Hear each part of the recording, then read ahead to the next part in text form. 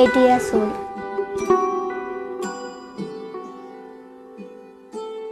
First నేను నిజామాబాద్ జైల్లో ఉండక అక్కడైతే అక్కడ స్కూల్ ఉండేది ఏం లేదు అక్క. ఓన్లీ మార్నింగ్ బియ్యం సరిగ్గా చేస్తారు, వంట చేస్తారు, తింటాం అక్క అంతే.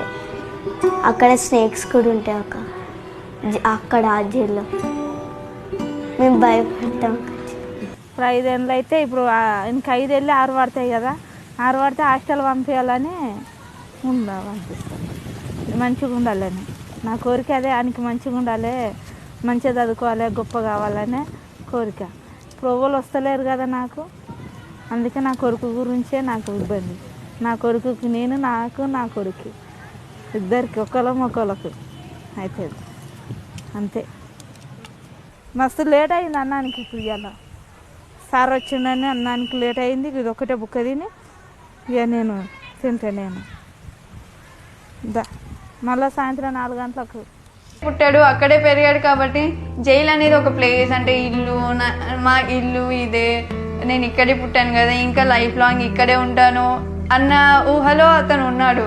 కానీ అది లైఫ్ కాదు, బయటే లైఫ్ ఉంది అన్న విషయం ఆ అబ్బాయికి తెలియదు.